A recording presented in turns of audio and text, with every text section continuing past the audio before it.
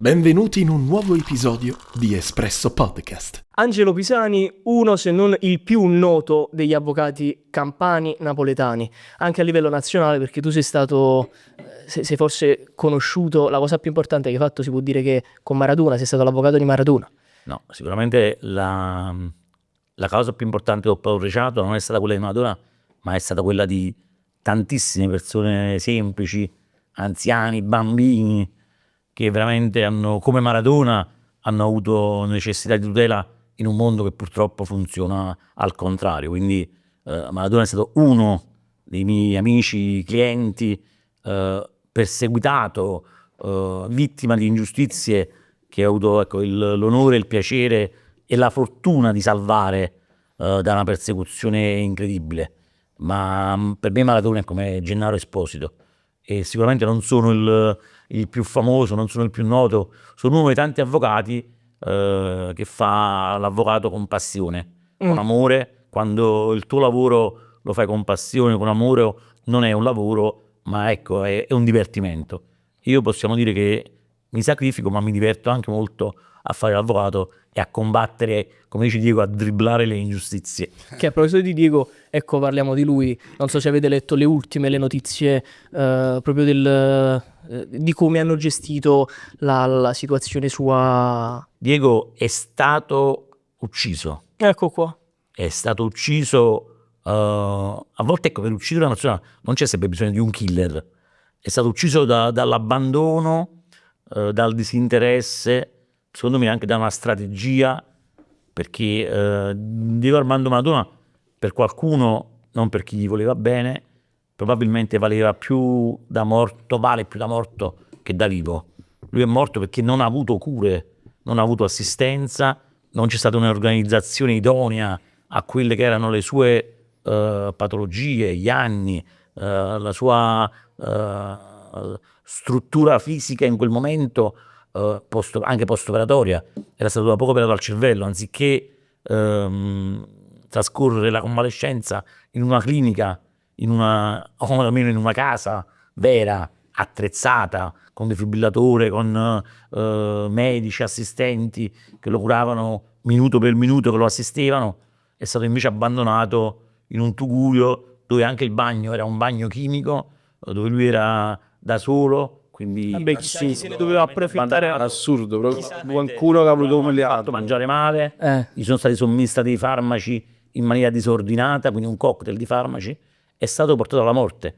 Ora il processo in Argentina riguarda per responsabilità professionale medica, quindi per mala gestione medica, i sanitari, i medici che l'hanno curato, gli assistenti, ma bisogna anche capire, ecco, dietro chi c'è, qual è il movente, perché queste persone, da chi sono state incaricate queste persone, da chi venivano pagate, chi li gestiva e perché non si è fatto di tutto per curare, assistere e far vivere sereno Diego Armando Maradona. Secondo te qualcuno si doveva approfittare economicamente della Io penso che situazione? per qualcuno Diego Ha fatto Armando Maradona comodo. vale più da morto che da vivo, e su questo io sto scrivendo un libro dove appunto parlo di tutte le fasi ante-morte, post-morte, dello sviluppo del processo, tutte quelle sono le udienze, il retroscena, le testimonianze, e questo libro, che tra poco andrà in stampa, poi lascerò ai lettori il verdetto. Quindi non aspettiamo che il giudice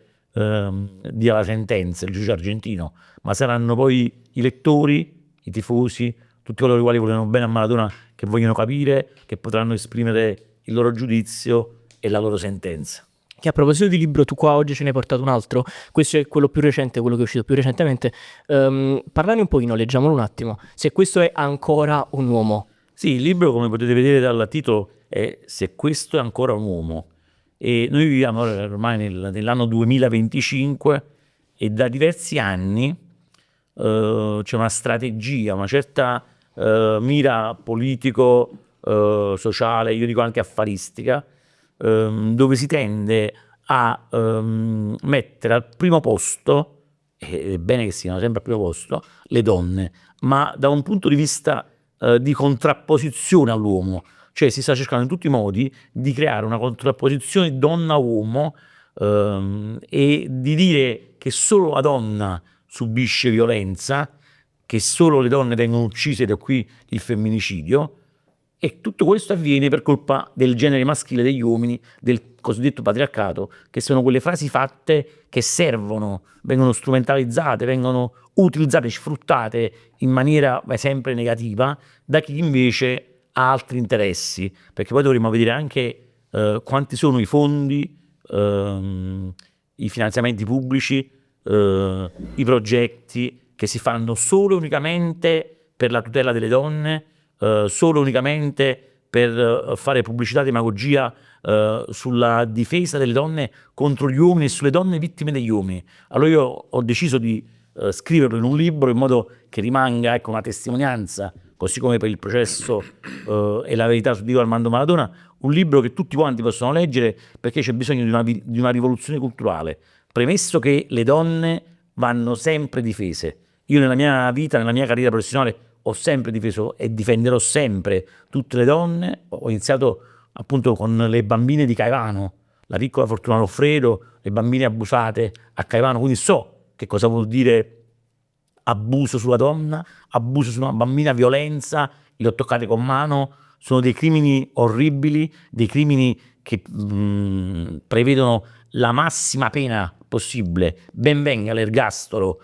per questi crimini, ma lo stesso ergastolo deve valere anche per quelle madri che uccidono i figli, per quelle madri che fanno violenza sui figli, sui familiari, per quelle donne che uccidono i mariti, per quelle donne che istigano al suicidio i compagni, quelle donne che sfruttano gli uomini, quelle donne che fanno violenze psicologiche sugli uomini. La violenza non è solo una violenza fisica, esiste la violenza fisica, la violenza psicologica, che in taluni casi è altrettanto grave come quella fisica, perché la violenza psicologica col tempo ti distrugge la mente, la tua personalità, la dignità umana, Chiaro. ti può portare al suicidio, se non all'esasperazione, alla rovina completa. Poi c'è la violenza domestica, c'è la violenza giudiziaria, c'è la violenza sociale, c'è la violenza giudiziaria. Angela, questa è una cosa... Figli, cioè donne che si commercializzano i figli per fini prettamente economici, di odio, di dispetto, a volte, qualche volta, minima volta, di gelosia. E quindi questi bambini che vengono utilizzati, che poi sono purtroppo le vere vittime delle controversie tra uomini e donne, controversie che sono volute proprio dal mondo politico, dal sistema sociale, perché nasce con un sistema politico, i cosiddetti Fabiani, che sono delle organizzazioni mondiali, di cui fanno parte anche tantissimi politici, anche italiani, che vogliono la distruzione della famiglia. Come si distrugge la famiglia?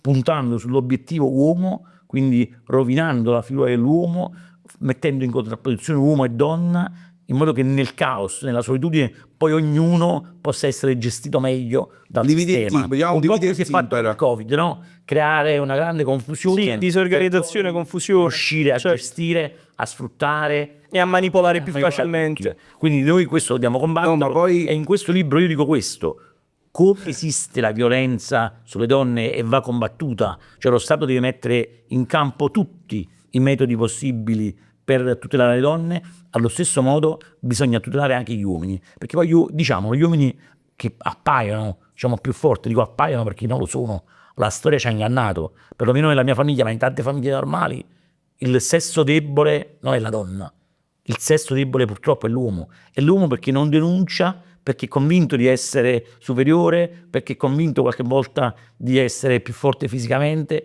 ma la donna con l'intelligenza, con la strategia, con la furbizia, quante volte avvelenano gli uomini? Questo lo abbiamo visto nella storia. Quindi quando una donna vuole liberarsi di un uomo ci mette esattamente 2 secondi, e quindi noi possiamo affermare anche scientificamente che la violenza non ha sesso.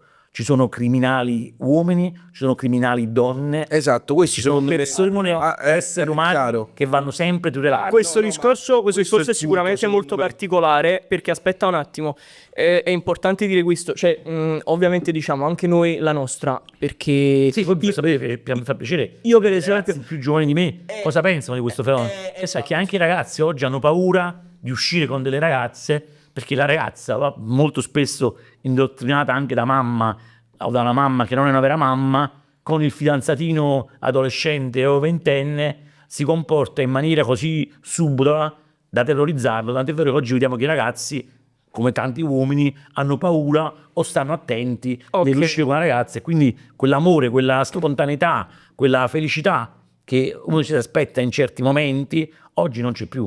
Allora ti dico la verità, Angelo, qua sicuramente abbiamo due generazioni a confronto, no? Io e Marco e la tua. Stiamo dicendo sicuramente che sei una persona un po' anziana, ok? Questo lo stiamo sottointendendo. Matura, questo è il tuo saggia, bravissimo, bravissimo. Io ho 5 anni, Vabbè, cioè, allora 5 anni nel senso che di differenza tra la mia vita è rinata da poco, quindi oggi, anzi ieri ho compiuto 5 anni. Sei rinato, diciamo. La seconda 5 anni, quindi sono forse più giovane di voi. E ti dico che probabilmente questa questione proprio del sesso maschile, della divisione di genere proprio che si sta avendo specialmente negli ultimi anni, non si sta capendo più niente, non si era capito più niente. Poi io faccio sempre l'esempio dell'America, Angelo, perché secondo me noi siamo colonia americana, questo l'ho sempre detto, quindi quello che è il movimento politico che arriva dall'America io penso che lo copriamo e lo prendiamo via pari qua. Quindi prima, quando c'era Biden, c'era tutto questo miscuglio un po' frenetico, un po' caotico di genere, esiste il loro, esiste egli, ella, essi, L'astratto.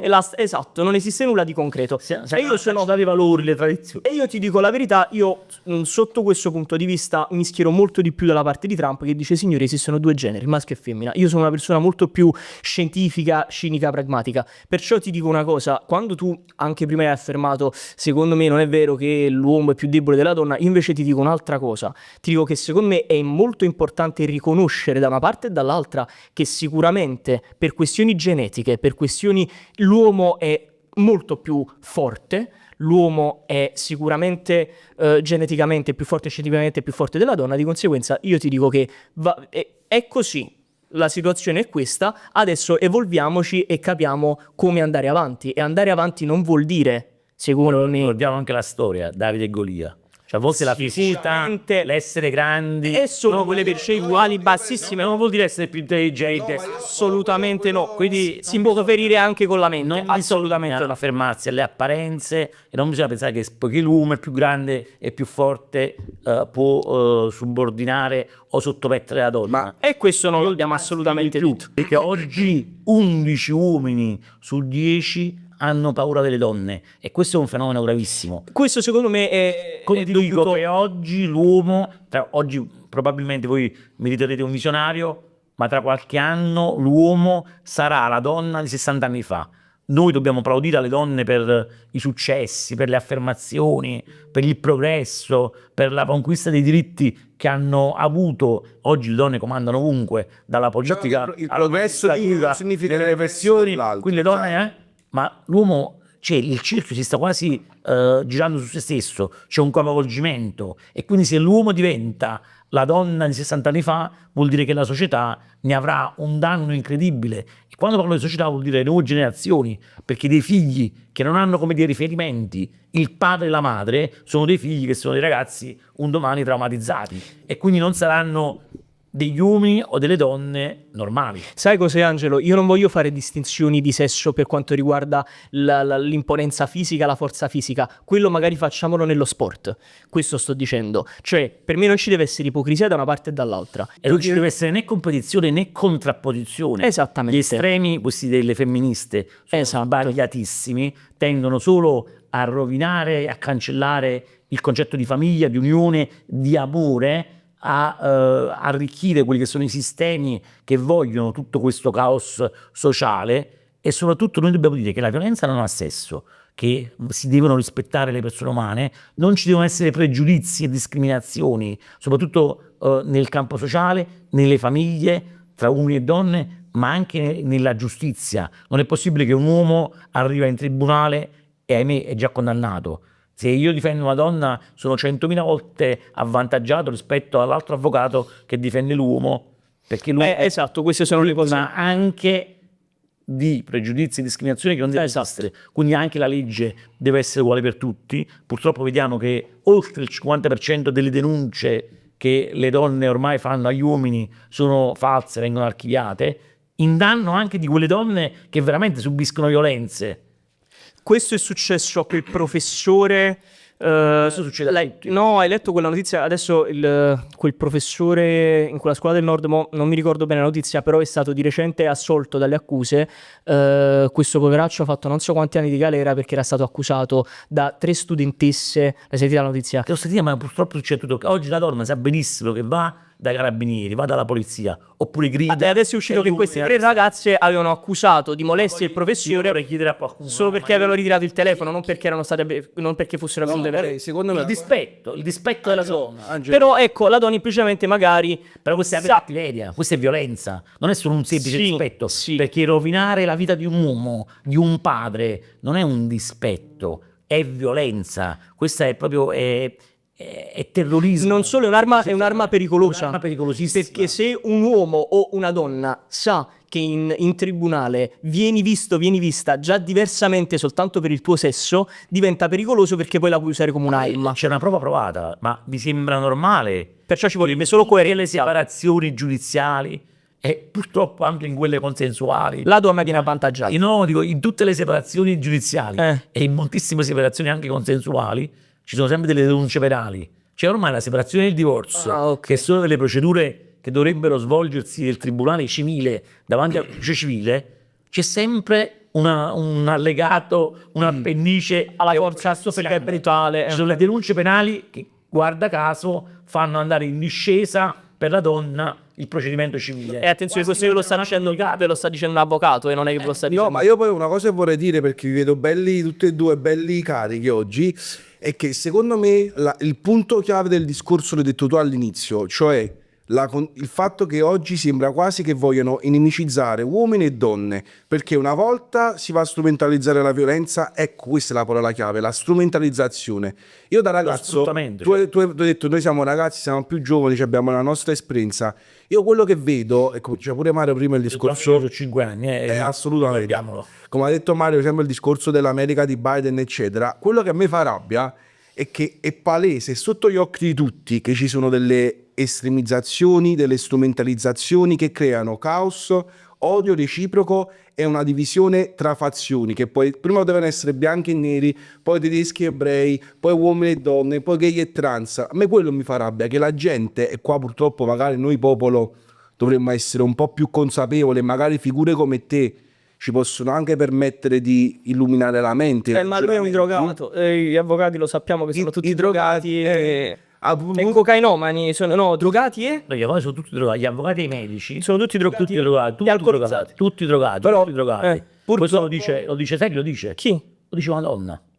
E questo, ecco, è un altro esempio della violenza delle donne, cioè dire attraverso dei social, dei media e quindi diffondere una comunicazione sbagliata, errata, offensiva, discriminatoria, infamante, diffamatoria, è un chiarissimo esempio di violenza. Anche questa è violenza e proviene da una donna, quindi la prova provata che anche le donne sono violente. È l'essere umano che quando è marcio, quando è criminale, quando è illegale, quando è psicopatico, quando è una belva, che è violento. Non è l'essere umano maschile o l'essere umano femminile che è violento. Esatto, ma questo è il discorso. Infatti tu che sei un avvocato anche di un livello importante, quello che a me mi sembra assurdo è che la legge dovrebbe essere proprio come la immagino io, una mano, diciamo tra virgolette, astratta, che non fa distinzioni tra il colore della pelle, tra il sesso, tra le cose, perché dovrebbe essere che tu commetti un reato. A me questo mi fa rabbia, la strumentalizzazione delle persone. Guarda che la legge è la legge, no? Deve essere uguale per tutti, dovrebbe essere uguale per tutti. Dico dovrebbe perché poi purtroppo la legge molte volte, spessissimo, è figlia di persone che hanno, diciamo, che hanno altri interessi. Persone che fanno le leggi per i loro interessi, per i loro comodi, per i loro progetti, e quindi quella legge poi non è più uguale per tutti. Quindi se anche la legge deve essere uguale per tutti, poi vediamo che spesso si fanno delle leggi, delle norme, dei divieti, l'abbiamo visto col Covid, per interessi economici, per interessi, strategie mondiali, come la globalizzazione, come lo sfruttamento delle menti umane, e quindi poi quelle diventano leggi sbagliate che di conseguenza vengono applicate in maniera errata, sbagliata, discriminatoria, e fanno sì che la legge non è più uguale per tutti, perché astrattamente la legge deve essere uguale per tutti, c'è scritto nei tribunali che è uguale per tutti, ma di fatto nella realtà non è così. Entri in tribunale e la legge, parliamo degli uomini e delle donne, non è uguale per gli uomini assolutamente, anzi l'uomo oggi è svantaggiato. Fortunatamente ci sono tanti giudici onesti intellettualmente che fanno di tutto per cercare anche di andare contro leggi sbagliate per far valere i diritti di tutti, ma ci sono tante persone invece che hanno tanti altri interessi. Per esempio, per parlare appunto della legge, no? C'è una legge che ha istituito in Italia un numero di telefono di emergenza contro la violenza di genere, che è il numero 1522. Se voi provate a chiamare a questo numero vi risponde un'associazione di donne, e già questo è sbagliato, perché se è un numero di genere dovrebbe ovviamente essere gestito in maniera bipartisan da uomini e donne. Cioè praticamente chiami e ti danno opzione, ti dice vuoi essere risposto da un uomo, tu oppure da donne che sappiano, diciamo, tutelare, assistere, informare anche gli uomini.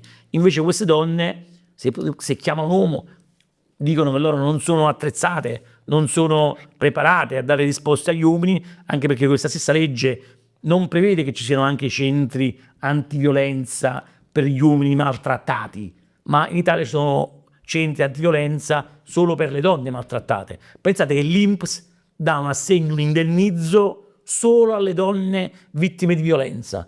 Se c'è un uomo vittima di violenza non ha nulla. Se c'è una donna vittima di violenza che ha frequentato quei CAV, centri antiviolenza donna, e casomai si è fatta assistere a spese dello Stato, cioè dei contribuenti, da un avvocato pagato dai contribuenti, allora quella donna viene anche risarcita e viene anche indennizzata con un assegno, mentre l'uomo no. Io a quel punto chiesi alla Presidenza del Consiglio di istituire anche un numero che potesse valere per gli uomini, per i bambini, per i figli, per gli anziani. Inventai, ideai il numero 1523, da un anno non mi è stato mai autorizzato il numero telefonico breve. Ho dovuto creare un'app, un sito che è il 1523.it per dare risposte e assistenza, per diventare riferimento di migliaia, milioni di uomini, di ragazzi, sta ricevendo, diciamo, di figli messaggi che chiedono aiuto. Sì, certo. esatto, Sul nostro diciamo sito più chiaramente 1523.it arrivano ogni giorno centinaia di segnalazioni scritte, mail, WhatsApp, telefonate, perché poi abbiamo comunque utilizzato un numero di telefono che finisce con 1523, ma che non è un numero breve, perché il numero breve per discriminazione e negazione dei principi costituzionali ad oggi non ci è stato ancora dato. Abbiamo anche proposto un ricorso al TAR contro il diniego del numero telefonico breve e per essere, diciamo, considerati. Non hai pensato l'abbiano fatto donne? per una provocazione? Cioè non hai No. pensato che loro non l'abbiano accettato perché questa potrebbe essere una Assolutamente provocazione no. che non fa Non l'hanno piacere? accettato perché loro pensano che difendere gli uomini voglia dire offuscare oppure mettersi in contrapposizione alla difesa delle donne, quando invece noi al 1523.it difendiamo tantissime donne. E sapete qual è la cosa più strana e più bella che mi è successo da un anno e poco più che abbiamo organizzato il 1523? Che del progetto 1523.it oggi fanno parte al 70% donne, cioè sono più donne che tutelano gli uomini, che si schierano dalla parte della normalità, della giustizia uguale per tutti, dei diritti anche dei papà e degli uomini, che gli uomini. Gli uomini casomai pensano sempre, ecco, di essere loro mascolini, forti, qualcuno pensa di non aver bisogno di essere tutelato, e le donne centrate, donne vere, invece si iscrivono segnalando loro stesse, denunciando loro stesse che ci sono altrettante donne che sono esempio di violenza e sono il pessimo esempio femminile che stesso loro vorrebbero che si cancellasse. Quindi questo la dice lunga sul fatto che c'è un problema, c'è un'emergenza, come dicevi tu, c'è una strumentalizzazione, una distorsione dei Individi e team, per sfruttare sempre per interessi politici, economici, questi gruppi di femministe che sono una violenza assoluta. Io qualche giorno fa ho affisso a Napoli dei manifesti solo per dire: se hai bisogno di aiuto chiamaci, se una campagna di sensibilizzazione per la tutela contro le violenze sugli uomini. Dopo qualche giorno le associazioni femministe, anche rivendicando questa loro azione, hanno imbrattato con vernice rossa questi manifesti danneggiandoli, e questa è violenza. Quindi gente che non sa parlare, non si sa confrontare, non vuole confrontarsi, Ma io credo che tutti non vuole sentire le ragioni, vogliono estremare la loro forza. Estremismi sono secondo me sbagliati. Sempre. cioè, E da tutte le segnalazioni, dall'1% delle segnalazioni, abbiamo appunto tratto tante storie che abbiamo scritto in questi libri, che abbiamo chiamato appunto violenza ignorata, l'altra violenza, violenze inventate. Quindi se questo è ancora un uomo, racconta anche di violenze subite da uomini. Su questo Bruno descrive con dati, con numeri che purtroppo l'Istat non raccoglie, perché un'altra cosa che fanno, loro parlano solo dei numeri delle donne, ma non dicono di quanti uomini muoiono, di quanti uomini vengono feriti, di quanti uomini vengono sfruttati, di quanti uomini si suicidano, di quanti uomini soffrono, non se ne parla. Si parla solo del numero delle donne, e da qui la demagogia e diciamo l'influenza solo per le donne. Ma se ci fosse una visione reale, se si parlasse di numeri reali, dovrebbe essere al contrario. Angelo, ripeto, Ma se anche fosse un solo uomo a essere ucciso, quel solo uomo ha diritto alla stessa tutela delle 10 donne o 100 donne, Angelo, e viceversa. è sempre delicato, perché le minoranze, secondo me, ad oggi vengono sempre viste come vengono sempre estremizzate. Ecco, se sei una minoranza sei avvantaggiato. Sei avvantaggiato In questo caso no, però, perché gli uomini sono come dicono loro, come dicono le femministe. Anzi, le femministe pensano che gli uomini non soffrono proprio nella loro ideologia, ma l'uomo che viene ferito, che viene ucciso, secondo loro non ha diritto di essere difeso, di essere tutelato, di emergere come vittima, perché le donne sono ferite o sono uccise di più. Perché l'uomo non viene concepito debole, l'uomo viene pensato per essere sempre quello più forte. Però le donne dovrebbero capire che senza l'uomo probabilmente non esisterebbero neanche loro, perché senza il seme dell'uomo non Ci esiste. viene prima l'uovo la gallina. E qua passa Quando le donne dicono il figlio l'ho partorito io, il figlio è mio, decido io, l'aborto lo decido io, tutto loro fanno. Dovrebbero pensare che loro sono viventi grazie anche a un uomo, e questo non riesco a pensare. infatti io quello- Quindi chi non riesce a ragionare su un concetto così semplice ha dei gravi problemi. ma quello è infatti il discorso, ma perché si deve arrivare a... Io questo degli estremisti, o delle persone non devono capisco. mettere dei manifesti della Madonna dove al posto del cuore mettono la pillola dell'aborto, no? Perché questo siamo- messi da questa gente, no? Senza, ma di che vogliamo parlare? Angelo, ma senza arrivare ai macro... Oppure fare una legge, gente ovviamente politici che cercano di cavalcare, Esatto, dare i voti, perciò parlo questi di- estremisti fanno una legge dicendo cambiamo il cognome ai figli, mettiamo il cognome della mamma. Scusate, ma lo ricordate che così come siete nate voi donne, anche grazie al seme e alla passione dell'uomo, il vostro cognome di mamme è comunque il cognome di vostro padre? Ve lo ricordate questo? Quindi veramente si strumentalizza tutto sempre per fini politici, Questa è la parte che non mi piace. Questa è la parte che non mi piace. estremismi e interessi economici, perché purtroppo come per i terremoti, come per l'emigrazione, che sono sempre business, perché c'è una parte che soffre, muore, e un'altra parte che si arricchisce e fa le speculazioni. Abbiamo visto in tutti i terremoti, tutte le tragedie. Queste cose si vedono abbastanza spesso ormai. Per l'immigrazione, quanti falsi estremisti e falsa gente di sinistra che si proclamava paladina della società invece sfruttavano queste persone. Con la violenza accade la stessa cosa. Cioè la violenza sta diventando un business, un progetto economico, un sostentamento per tanta gente che probabilmente non ha voglia di fare altri lavori. Non ha voglia di lavorare e quindi fa violenza. E noi diciamo per appartenere a qualcosa, la contrastata va contrastata in maniera uguale sia a favore delle donne sia a favore degli uomini. Questo podcast non si sta capendo un cazzo. Questo podcast No, è Angelo è bello carico, devo dire la verità, ci vogliono... No, perché sono delle cose, parliamo di cose secondo me così naturali, così spontanee, che io non capisco gli altri come fanno a non capire. Ma Le perché, altre. ma perché non è che non lo capiscono? Secondo me è... Allora, facciamo così. Io odio i fanatici. Per me chi è fanatico, estremista, vuol dire che c'ha qualche trauma irrisolto, nel senso che tu non puoi vedere solo una prospettiva in generale nella tua vita. Devi sempre ascoltare l'altra campana. più campane ascolti, più ti arricchisci. Questa è la mia forma mentis. Detto questo, io condanno tutto quello che sono gli estremismi, soprattutto condanno chi strumentalizza le violenze, perché come hai detto tu, perché non si può parlare di violenza di uomo o perché si deve parlare di violenza di uomo e donne, non si può parlare di violenza sugli esseri umani, che sarebbe una cosa più pura, più lecita, più saggia, senza doverci sempre andare a dividere, a doverci offendere, a creare questi estremismi tossici. Torniamo alle tradizioni, alla natura. Esiste la terra, che secondo me può essere la donna, esiste il seme, che secondo me può essere l'uomo. Il contadino semina, coltiva la terra e si ha una nuova vita. Questo c'è naturalmente, tutto il resto è tutto inventato, tutto il resto è quello che noi oggi vediamo nei telefonini. C'è una vita nel web, nei telefonini, che oggi è l'unica vita, diciamo, ufficiale, e pare che quello che non c'è nei telefonini nella vita non esiste. Che cosa triste. Per me paragoni tra uomo e donna che è meglio e peggio. Abbiamo creato quel progetto del DASPO digitale proprio perché a questo punto bisogna regolarizzare. Aspetta, una cosa alla volta, Ancio, una cosa alla volta.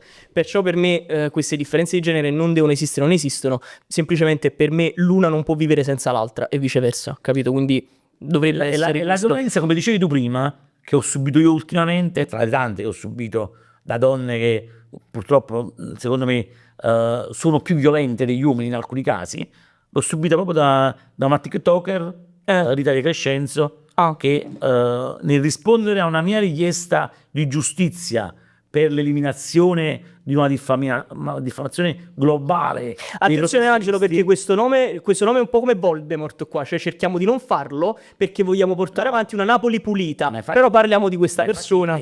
Portiamo avanti una Napoli pulita e sono d'accordo con voi, ma ci sono dei TikToker, degli influencer lo so bene, che sfruttano i social, i media, il web in maniera distorta. Sono quelli che qua non vengono, sono quelli che qua non devono mai venire, che però purtroppo influenzano tanti giovani, tanti bambini che dalla mattina alla sera sono col telefono in mano, col computer acceso, non avendo a volte la fortuna di avere una famiglia alle spalle o dei genitori che possono seguirli perché casomai per un motivo o per un altro in quel momento non ci sono, e hanno un'idea sbagliata, un esempio sbagliato, un'influenza sbagliata da questi signori che devono essere regolarizzati, e in caso di errore, in caso di violazioni, in caso di speculazioni, io dico c'è bisogno subito di una legge che io ho battezzato DASPO digitale per allontanare questi soggetti che non devono far parte del circuito umano, del circuito normale, del circuito legale, allontanarli dal web, perché il web è un grande strumento, la tecnologia è associata al progresso, all'evoluzione, al successo, non può essere usata solo in maniera negativa, solo in maniera pericolosa, solo in maniera violenta. Passiva. Quindi anche lì devono esistere delle regole e dobbiamo fare in modo che queste regole vengano rispettate, perché dopo questo mio intervento io ho subito allusioni. Ricordiamo un attimo l'interesse. Aspetta, io direi pure un'altra cosa, perché ci stiamo perdendo e sta diventando tutto un caos. Io l'ho sempre visto un pochino come l'automobile. Abbiamo creato l'automobile, adesso dobbiamo fare la patente, perché dobbiamo vedere chi sa guidare e chi non sa guidare. Bravissimo. E quindi spesso io e Marco la buttiamo così e diciamo ci vorrebbe il patentino per il web. Cioè per poter accedere a certe piattaforme, TikTok, Instagram, che comunque sono un'arma, perché l'automobile è un'arma. Se vuoi puoi investire e ammazzare un cristiano. Il web non è un'arma immediata perché non uccidi subito una persona, però gli fondi il cervello glielo friggi. Io sono d'accordissimo con te, forse sono anche un po' più buono, nel senso che voglio essere anche più democratico. Il web può essere utilizzato da chiunque ovviamente si comporti bene, da chiunque abbia, prima ancora del patentino, un minimo di educazione, un minimo di valori, un minimo di buonsenso. Però se dimostri di non avere buonsenso, non basta che Facebook o Instagram ti chiudano la pagina perché tu te ne apri un'altra, c'è bisogno di una legge, di un controllo dove, come dici tu, che il signor se o se dimostri di violare le regole del saper vivere, del vivere civile, allora devi essere sanzionato. Quindi come si allontana la donna o l'uomo dalla casa perché violenti, come si allontana il non tifoso dallo stadio perché violento, bisogna allontanare anche il soggetto che utilizza il telefono o utilizza il web in maniera illegale propaganda di violenza in Poi ragazzi, perché è impossibile continuare a vedere live di persone carcerate che stanno su TikTok, oh, vedete questa è la mia stanza. Sì, anche qua sono la io. pubblicità del crimine. Esatto, ma è incredibile. Diventa una pubblicità della droga, diventa una pubblicità dei cattivi esempi. Esatto. E poi ci sono le emulazioni, e poi c'è lo sviluppo dei pericoli, dei problemi, della morte e quant'altro. Le persone si dimenticano sempre dello spirito emulativo dell'essere umano, cioè alcune volte viene proprio messo in secondo ordine. Non è una cosa che si Molta gente non ha buoni esempi, e questo è poi il fallimento. Non è una cosa da della sottovalutare. politica, è il fallimento delle istituzioni che spesso non si sanno prendere le loro responsabilità, non fanno molte cose per incapacità e per mancanza di coraggio. A loro conviene così magari. E certo, il caos conviene a chi deve ovviamente. Ricorda un attimo, Angelo, la signora De Crescenzo che cosa ti ha detto? La signora Crescenzo in un suo TikTok ha detto che tutti gli avvocati, tutti, l'ha ripetuto 5 volte, e tutti i medici addirittura, tutti drogati, secondo lei, che non so che esperienza ha con la droga, ma lei dice di essere esperta, e quindi di conseguenza ha ripetuto questa cosa. Dopo che io ho deciso di querelarla, ha fatto altri post anche contro di me, dicendo che probabilmente secondo lei... Ah, quindi ti ha proprio citato in prima persona? Sì. Ah, ok. Fingendo di chiedermi scusa, ha detto anche che secondo lei io me l'ero presa per queste affermazioni, non Perché sei un tossicodipendente. non perché sono una persona di buon senso, o perché ovviamente ero preoccupato per l'impressione o l'influenza che potessero avere dei bambini, dei figli, rispetto ai loro genitori professionisti, e pensare che i loro genitori erano drogati. Ma secondo lei io mi sentivo chiamato in causa, perché anche a me piaceva. Io questo l'ho visto, ha detto c'è un po' la coda di maglia, forse c'ha il problemino, ha detto. Mi rendo conto che è una persona con la quale io non posso neanche confrontarmi e discutere. Spero che lei un giorno capisca i grandi errori che fa e i grandi esempi sbagliati che dà, ma soprattutto ritengo che le istituzioni a un certo punto devono intervenire per regolarizzare e tutelare un mondo, quello del web, che è un mondo che va molto più veloce e oggi purtroppo è molto più vivo e vivente della realtà normale. Sai cos'è, Angelo? Mi dispiace parlarne perché ora la signora non è qui a potersi difendere, quindi solitamente non parlo di persone, ecco, non presenti. A me non spetta giudicare o condannare, questo diciamo spetta. Così si deve difendere nelle sedi opportune. Assolutamente. Qui non condanniamo nessuno. No, e tra l'altro in qui questo diciamo caso... solo che secondo noi quello che le ha detto nei suoi canali non è vero assolutamente, che tutti i bambini figli di avvocati e medici possono stare sereni e tranquilli, i loro genitori non tutti si drogano, in tutte le categorie, giornalisti, magistrati, avvocati, commercianti, giocatori, sportivi, tiktoker, ci sono le pecore nere, quindi può capitare che c'è uno che non rispetta le regole e fa male a se stesso e fa male agli altri, ma questo noi non lo vogliamo sentire, e Napoli non è di queste persone. Sì, purtroppo, visto che queste persone sono quelle più, ecco, hypate, si dice nella nostra generazione, più seguito sui social, seguite sul social, fanno come si dice a Napoli, cacciare. Esatto. E quindi molti, anche senza capire, no? Si associano. In Italia sono quelle più viste. Questo poi avviene sia nel bene che nel male. Se hai un'idea bella, una cosa buona, tutti salgono sul carro del vincitore, no? Ricorda? Se tu hai un'idea, nessuno ci ha pensato, quando hai una bella idea, è mezzo tutto, è chiaro. Ti ricordi la cosa che ti raccontò il tuo amico? Allo stesso modo, al contrario, anche se fai una cosa cattiva, trovi gente deviata, ovviamente, purtroppo, che non ha buon senso e che ha problemi, che sale sul carro del criminale di turno, perché casomai non potendo o non sentendosi a livello di stare con le persone per bene, dice: da quale parte vado? Vado dalla parte sbagliata. Sempre perché non c'è un controllo, non c'è una gestione. Angelo, ti dico una cosa. Marco ieri mi raccontava sul motorino, stavo andando a farci un giro, e mi dice che praticamente c'è un suo amico di Roma. Ti ricordi, ti disse: voi ultimamente mi state uscendo su TikTok perché stiamo iniziando a fare più numeri. Mi dice: da fuori siete visti per questi però poi soprattutto ha detto quello che arriva fuori da Napoli, l'immagine, è questo che a me mi ha fatto molta tristezza, che l'immagine che traspare, si condivide sui social e che comunque è un mezzo di comunicazione che arriva di impatto fuori da Napoli, non è l'avvocato illustre, non è la buona iniziativa politica, ma sono questi fenomeni trash che ci identificano sempre come Pulcinella, il babà, il mandolino, i classici napoletani. Perché sono quelli chiaramente più visti. Fortunatamente Napoli è tanto... Noi che lo sappiamo da dentro, però da fuori, tu devi sempre considerare da fuori che se tu vai fuori Napoli e superi Roma, loro ci identificano come... Questo è uno dei motivi che mi ha spinto a chiedere una legge che è Daspo digitale, che può essere una norma che regola tutto. Anche perché TikTok Napoli gestisce tutta Italia, perché TikTok Napoli è quella che fa più numeri in tutta Italia praticamente. Quindi... Quando si comincerà a regolarizzare e a educare, comincia lui a dare un patentino, ma senza arrivare forse neanche al patentino, ma educare a dare delle regole, e allora le regole purtroppo servono. Però dare le regole poi sta alla coscienza civica e civile della persona. Certo, però, ma le persone sono imperfette. però se non le rispetti c'è bisogno del buon padre di famiglia che te le fa rispettare. E in quel caso la piattaforma Quella- dovrebbe dire no. Capito? Quindi oltre alla piattaforma, uno Stato, un sistema di controllo.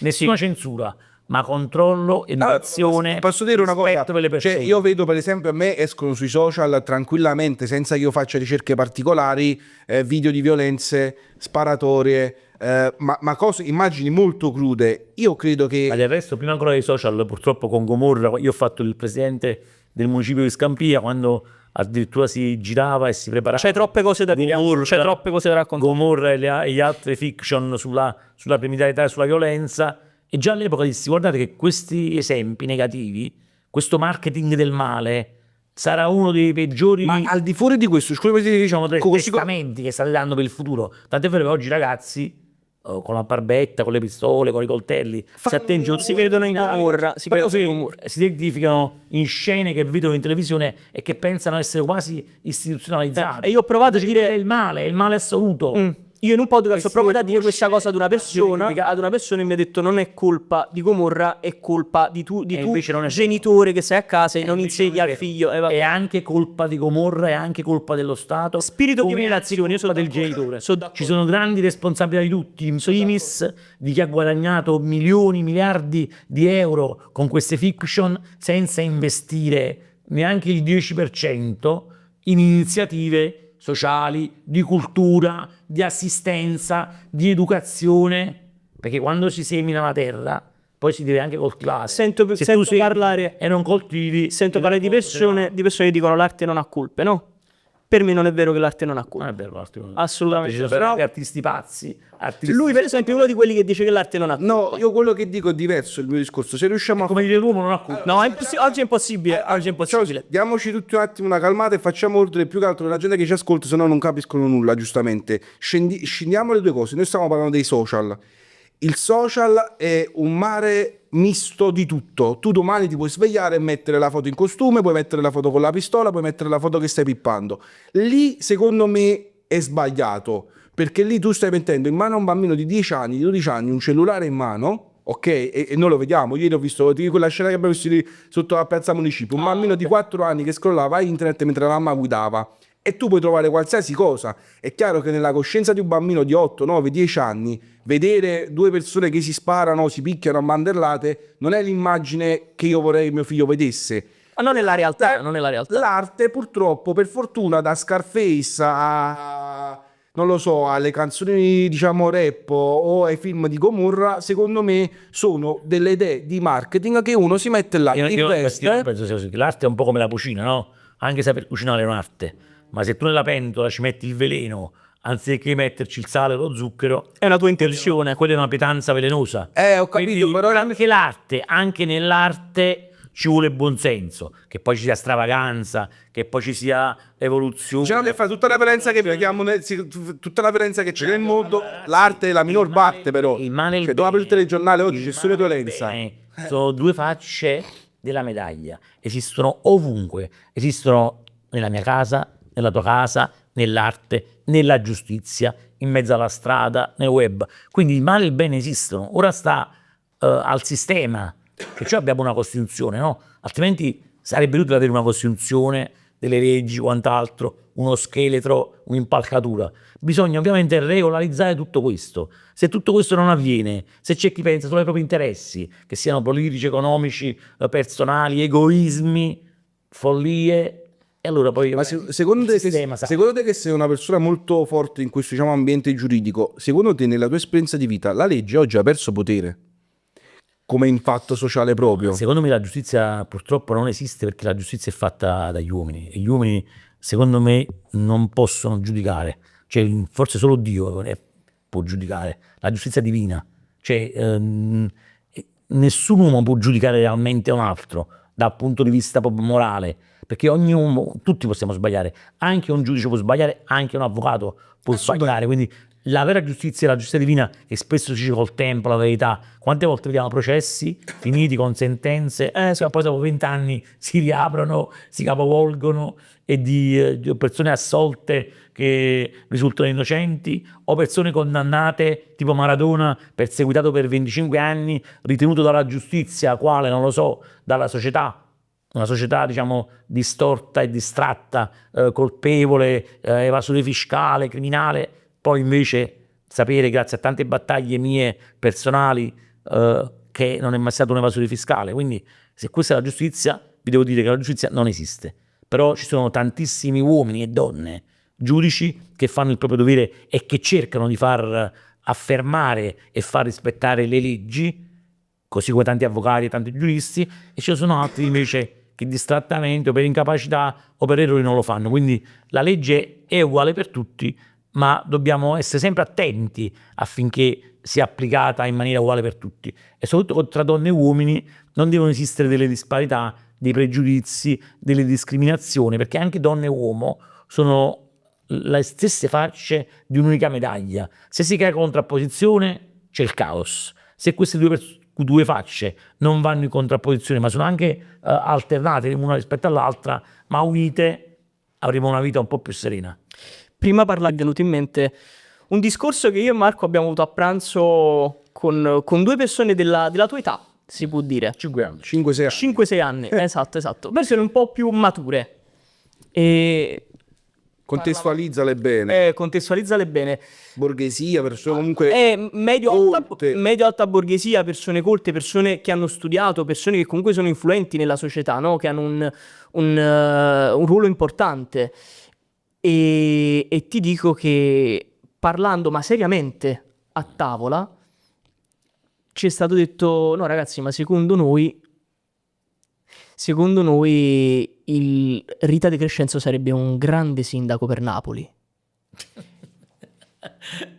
Queste persone Ma questo è un è uscito no, stavamo a pranzo, proprio a pranzo così. grande sindaco per Napoli, che era una clip web, cioè era una... No, era un pensiero loro. non era uno scherzo su Non era uno scherzo, era un loro per pensiero. come esposto alle masse e l'empatia che ha verso il la popolo. striscia la notizia. Esatto, per l'empatia verso il popolo, dicendo è una persona che sicuramente farebbe più di Manfredi. Allora, Assolutamente. là io e Marco ci siamo guardati. Io non ho votato Manfredi, Ok, ma paragonare Manfredi, che comunque è un professore universitario, No, ma stiamo mischiando le cacche. Allora, la qualcosa di Crescenzo, vuol dire che io non ho capito nulla, cioè veramente mi devo tuffare a mare e devo fare una grande nuotata, perché cioè, ritorno a nascere la terza. guardandoci Marco, devo fare veramente il giro del mondo. Angelo, perché ti ho raccontato questa storia? Io e Marco non ne abbiamo parlato con nessuno, se non tra noi due e poi in 4 con queste 2 persone, no?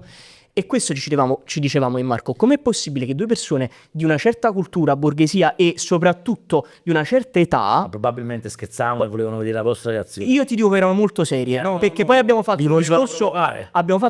serio al riguardo, il perché secondo noi non fosse così, Cioè, il perché durante mezz'ora sta chiacchiera, non 5 minuti. il perché secondo loro invece fosse il contrario. Che leggere i commenti, guarda, se tu leggi i commenti di De Crescenzo, tantissimi lavorerebbe ora. Quando ho sentito al telegiornale, che poi purtroppo il telegiornale si deve occupare anche di queste notizie, e questa la dice lunga, del Movimento 5 Stelle che stava, diciamo, L'ho vista vicino al Conte, volando, l'ho vista vicino al Crescenzo, Conte, esatto. insieme con un'altra persona.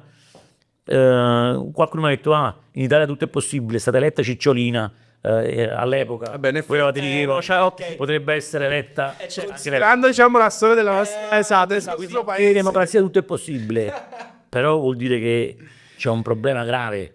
C'è un problema grave, è come quando una persona ha una patologia, c'è bisogno del medico, c'è bisogno di cure, quindi in questo caso c'è bisogno di assistenza, di educatori veri, non di assistenti sociali. Però che l'Italia in questo momento è un paese molto fragile. C'è bisogno di intervenire come si interviene spesso anche nella natura per coprirsi dalla pioggia o per fermare delle calamità naturali. Io e Marco siamo arrivati alla conclusione che probabilmente siamo arrivati ad un periodo storico in cui siamo stanchi e non ce la facciamo più. Ognuno ha il diritto di candidarsi e i democrazie secondo me tutti i diritti possibili proteggiati. Secondo me stiamo Però esplodere. io penso che C'è in certi ruoli, al di là dei TikToker, in certi ruoli devi arrivarci con il rispetto della democrazia, ma con un minimo di cognizione, devi saper leggere, devi saper parlare. No, vabbè, ma stiamo parlando di cose ovvie. Stiamo parlando del nulla, però ecco, Però il pericolo c'è, è come il pericolo del terremoto, cioè tutto può Più che succedere. altro il pericolo che io credo sia ancora più spaventoso è che da una parte, perciò ti ho fatto la domanda sulla che sia legge. migliore di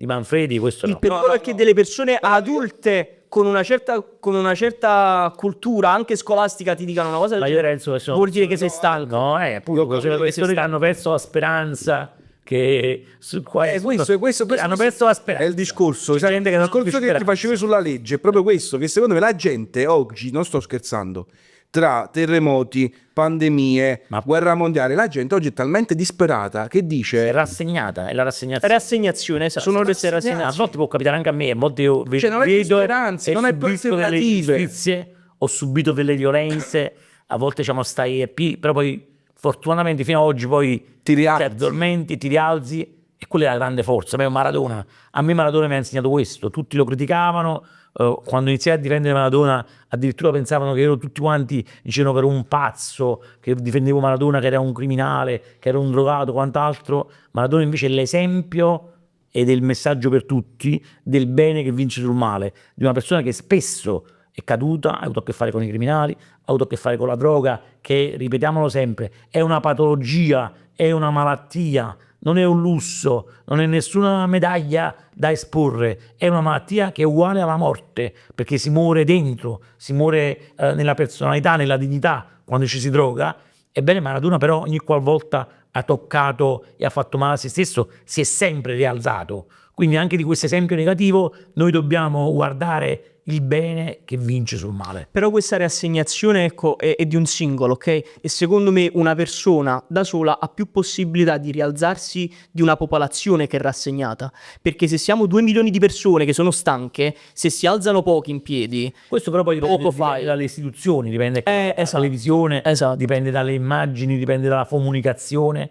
Se invece di comunicare nel 99% solo esempi negativi, scene di violenza, di male, di disgrazie e quant'altro, quindi negatività, almeno si fa un 50% di esempi positivi e un 50% di esempi negativi, si darà la possibilità alla gente di fare un'analisi tra due immagini. Angelo, ma Tu quando c'è il sole esci senza ombrello, quando c'è la pioggia esci con l'ombrello.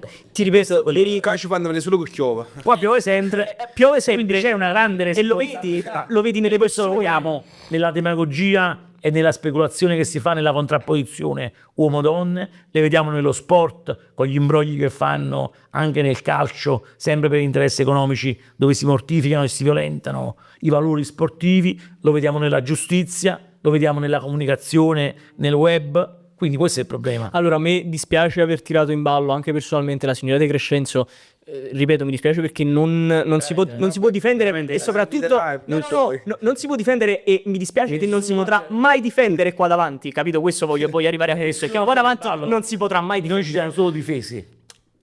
E abbiamo diciamo- detto che noi, non abbiamo- avvocati, i medici, non sono drogati. Non abbiamo sono avanzato, altri. non abbiamo avanzato accuse, è una persona che non conosciamo, ne parliamo per quello che esce sul web e per quello che mostra e dalle parole che Noi non dice, speriamo neanche, io non ne parlo. meglio ancora. Io ho dovuto diciamo, A me prendere dispiace- atto di un fatto illegale, pericolosissimo, soprattutto per i bambini, per i Esatto. giovani, e sono intervenuto per ristabilire un attimo la verità, per non lasciare un messaggio sbagliato che nessuno contestava. Mi dispiace che ci siano persone come l'onorevole Borrelli che invece ci perde tanto tempo appresso a queste persone, perché io l'ho sempre vista come una goccia nell'oceano, la figura di quell'uomo che purtroppo sta muovendo, a me pare di vedere da solo, una lotta contro queste persone e non viene Ha supportato. scelto di sacrificare la sua vita proprio appunto per un messaggio di legalità che diciamo partendo anche dalle piccole cose. Ma se tutti quanti facessero il 10% di quello che fa lui, sicuramente la società sta Io, guarda, io diversa. senza parlare di schieramenti, io devo dire la verità, non ho mai visto in 25 anni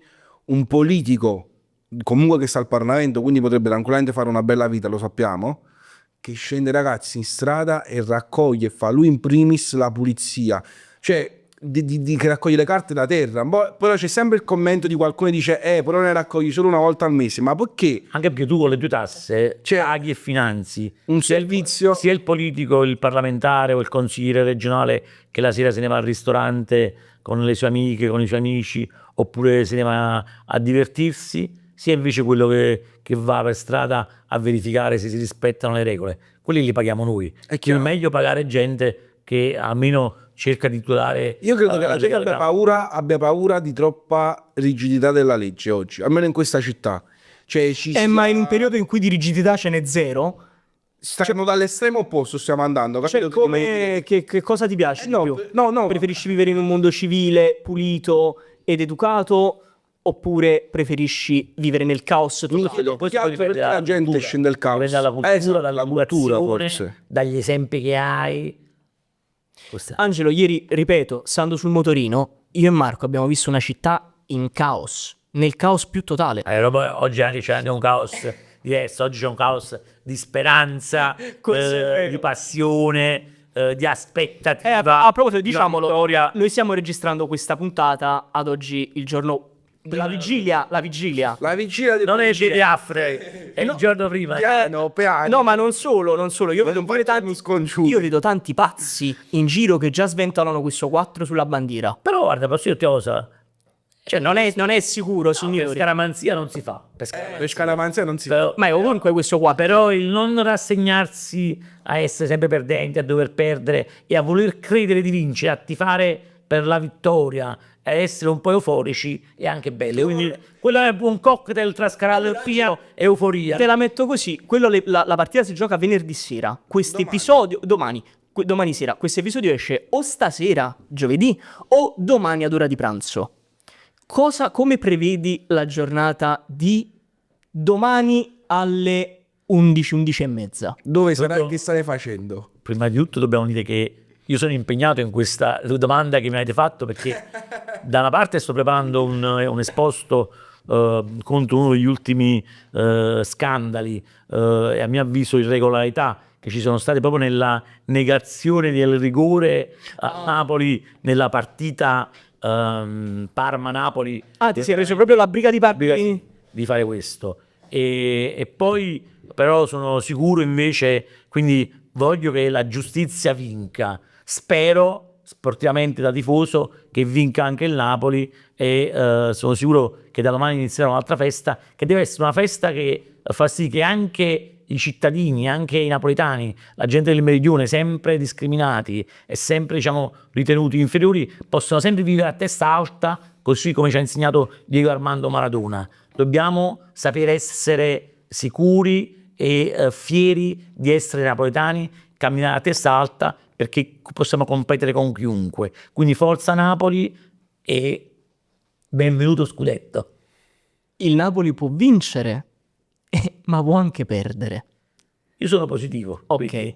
Vinciamo. Siamo positivi, dai, siamo positivi.